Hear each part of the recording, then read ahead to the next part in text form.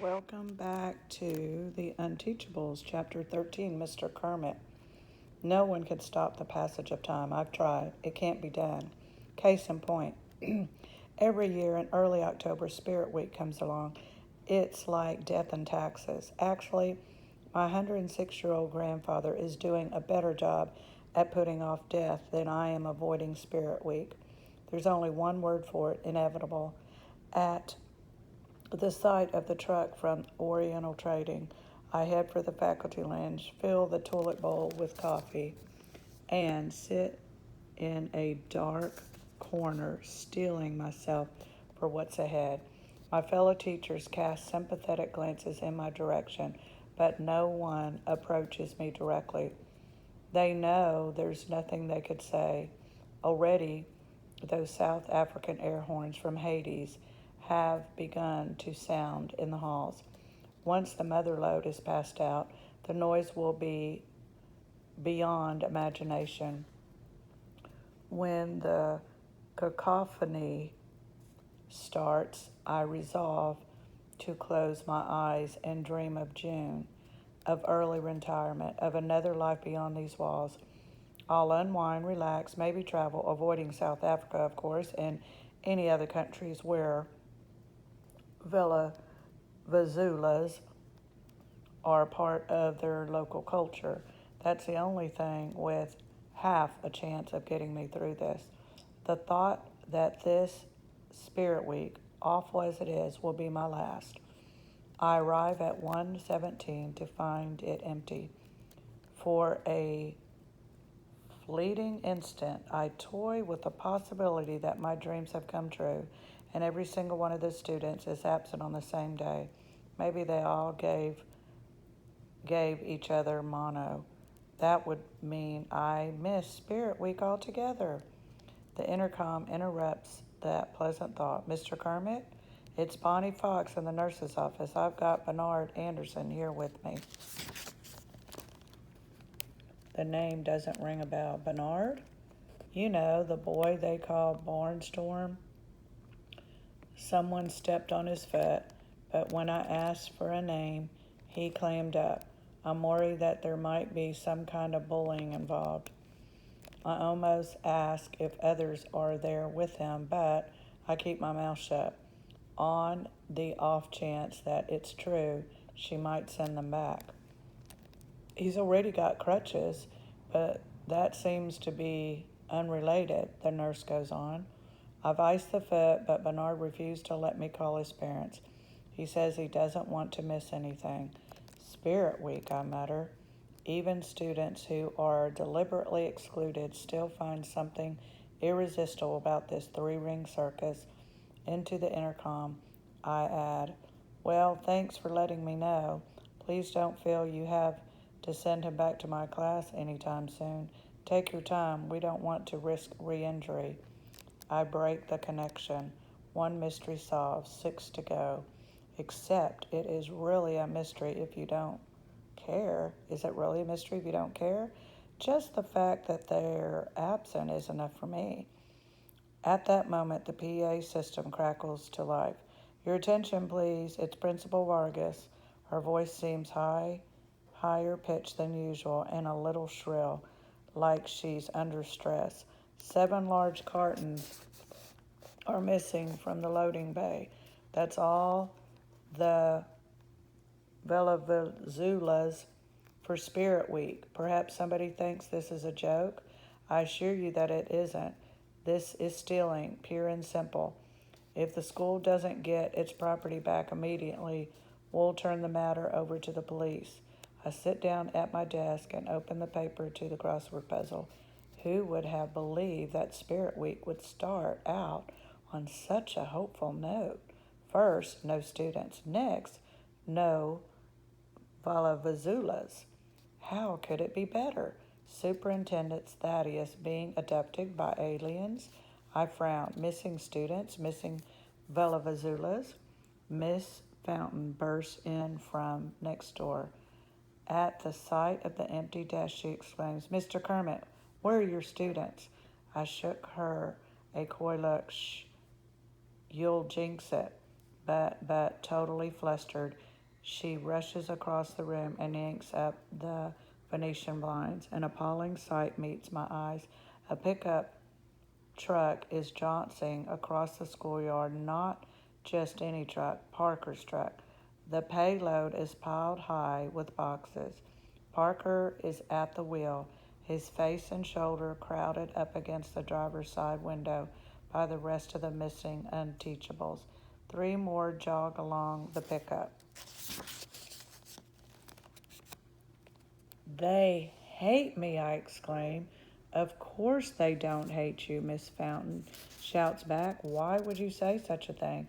They know how much I can't stand Villazulas. They're cornering the market so they can torture me forever.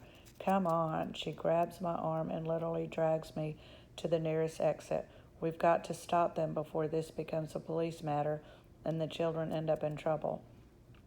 Out of the lawn, she runs after them, so I run too.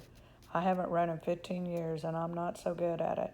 6 steps in, I'm out of breath, gasping and wheezing, struggling to keep up. I reflect once again how much Emma Fountain is like her mother.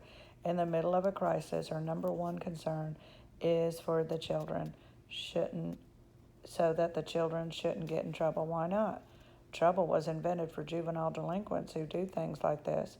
Fiona was the same way, and her one-time fiance used to be just as naive until a certain seventh grader named Jake Terranova showed me how the real world worked. A glance over my shoulder reveals that Emma and I aren't the only ones chasing the runaway Unteachables. It looks like half the faculty is racing across the grass, running full tilt. Christina Vargas is in the lead. But wait, who's that inching ahead of her? Oh no, it's Dr. Thaddeus. The superintendent's face is bright red, and he's sweating all over his hand-tailored silk suit. Not far behind the leaders is Barnstorm, thumping, swinging skillfully on his crutches. The kid really is a great athlete. He's having no problem keeping ahead of Nurse Fox and the custodial staff. Even a couple of the lunch ladies have joined the stampede. Up ahead, the pickup stops in a spray of dirt and grass. The Unteachables set about unloading the big boxes, yanking them out of the payload. "What's that noise?" Emma tosses over her shoulder. "I hear it too. A low hissing rumble. The Greenwich River." The students have the boxes ripped open and lined up along the riverbank, as if they're planning to. The truth hits me like a cannonball to my stomach, knocking the wind out of me. Or maybe it just feels that way because I have so little wind left. They're not stealing the Villazulas. They're going to dump them. I resolved long ago never again to waste any brain activity wondering what makes a bunch of rotten kids do what they do.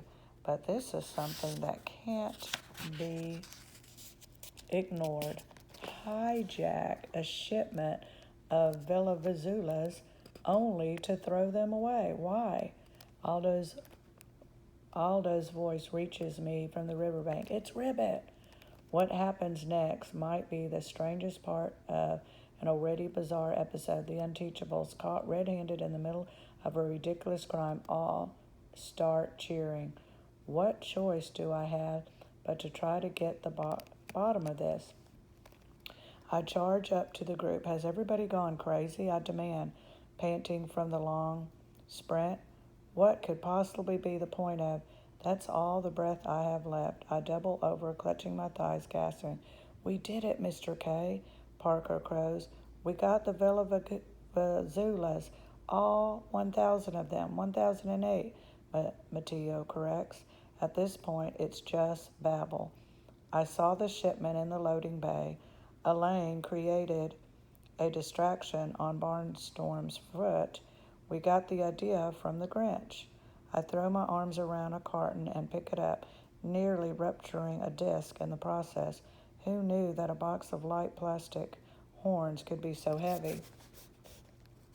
It's a titanic struggle to get it onto my shoulder. "We're taking these back to the school right now," I exclaimed, voice strained. Honestly, what were you kids thinking? Kiana regards me earnestly. We know how you feel about Spirit Week, Mr. Kermit. We took the Valavazulas because you hate them so much. The bulky carton freezes on its unsteady perch on my shoulder. The thought knives through my oxygen-starved brain. They're doing this for me? Kermit? Roars in rage Dr. Thaddeus. Control your students. I barely hear him. The flood of emotions brings me back decades to a time before Jake Terranova and the cheating scandal. Back when I was Emma's age and I'd step into the classroom every morning with high hopes of shaping young minds. The mere memory of the teacher I used to be causes my posture to straighten, and that might explain why the giant box of Zula's overbalances. I cry in alarm as the carton tips over, taking me with it. As I fall, 144 go, Golden Eagle Villazulas drop out of the container into the water. I'm only a split second behind them, plunging headfirst into the river in a not too graceful reverse swan dive. The cold water delivers a shock to my central nervous system, starting my heart beating triple time. Shivering, I break the surface just in time to see my students scrambling, tumbling, jumping, and belly flopping to my rescue. Even Barnstorm joins the mission, flinging aside his crutches and hurling himself into the drink.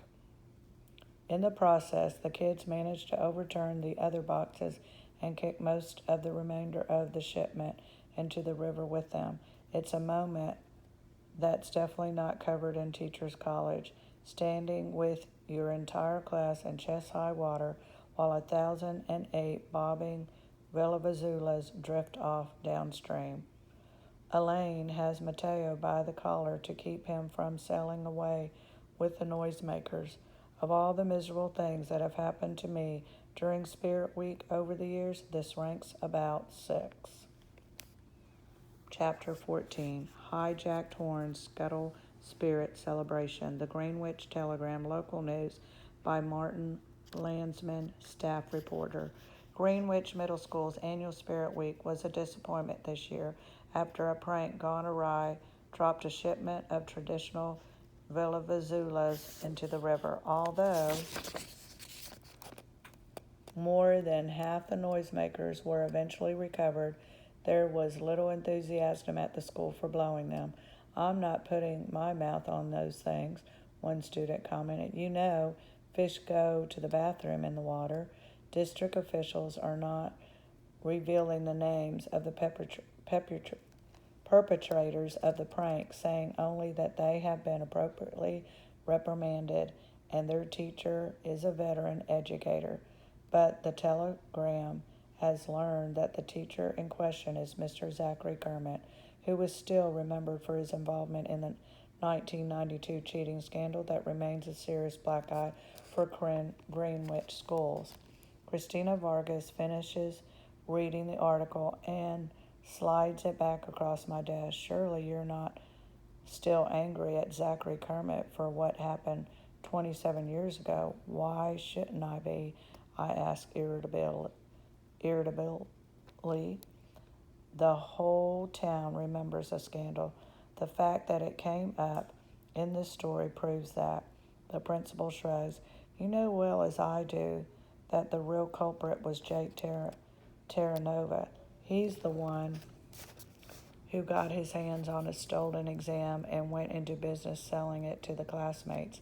He may have been only 12 at the time, but he was the same wheeler dealer that he is today with his car business. All Zachary was guilty of was being fooled like everybody else, like me for one, and you. I grimaced. Superintendent is a powerful job, but a lonely one as well. When big decisions have to be made, there's no higher authority to appeal to. You are the law. Christina's right that in 1992, Zachary Kermit knew nothing about what the Terra Nova kid was up to. But when you're the big boss, you don't have the luxury of considering things like that. All that matters is optics. How does it look? In 1992, it looked very bad. And if the mere mention of Zachary Kermit's name reopens that old wound in a newspaper article written by a reporter who probably wasn't even born in 1992, then the optics haven't gotten any better. An elephant never forgets. The people of Greenwich have memories that are longer still. The district wasn't exactly supportive when the cheating scandal was going on, the principal adds. You can't fault Zachary for feeling abandoned. No wonder he got so burned out. And what about this latest incident? I probe. That wasn't Zachary's fault either, she offends. We gave him the Unteachables. What did you expect? I expect him to control 7 kids. Is that so unreasonable? I knew he wasn't going to turn them into future presidents or even into solid citizens, but to keep them from Grand Theft Venezuela, is that too much to ask? I have her, I have her there. Not even the most sympathetic principal can condone the kind of stealing, disruption, and destruction of property that transpired on Monday. And look what happened when he tried to stop them. I go on, pressing my advantage. They all ended up in the river. I just got off the phone with our insurance company. They had a few choice words to say about that, let me assure you. She sighs wanly. I like Zachary. We started out in teaching together. He was brilliant and dedicated. What happened in 1992 destroyed his confidence. We should have stepped up to make sure he didn't blame himself. Instead, all we cared about was making sure we were covered when the newspapers got a hold of the story. It ruined Zachary's career. Another difference between principals and superintendents: principals can be nice. He ruined his own career. He might have been a good teacher once, but he isn't anymore. I agree. We gave him the most difficult kids in the district, and he made them worse. He'll be out of our hair soon enough, she offers. We both know he's planning to take early retirement. I wince. In the education business, you don't teach the level of superintendent without knowing how to do a little homework. The health and longevity in the Kermit family are appalling. Zachary Sr. celebrated his 80th birthday by going skydiving. The grandfather just turned 106. And if the youngest Mr. Kermit has the same genes, he'll be collecting a pension from the school district for more than 50 years. The taxpayers of Greenwich shouldn't be on the hook for a bad teacher, I tell you. If he's fired for cause, he'll get no pension at all. She doesn't like that. You have no cause. Not for a few lost noisemakers and something that happened 27 years ago. Not yet, I concede, but I'll find cause. Zachary Kermit is untrustworthy and incompetent. I know he's your friend, but as his boss, can you really defend him? She doesn't answer. A principal always knows when there's deadwood on staff that needs to be cleared away. I don't gloat. That would be unbecoming of a superintendent. But privately, I enjoy watching her squirm as she struggles to come up with an answer to that. I wonder, she muses finally, when Zachary fell in the river. No defense of a teacher should include a sentence that ends up with fell in the river. I cut her off. The students didn't fall, she persists. They jumped in because they thought they had to rescue Zachary. Remember the kids we're talking about? Some of the most difficult and antisocial we've ever seen, but they're loyal to him. Why? 12 hours later, as I lie in bed trying to sleep, that why is still reverberating inside my skull.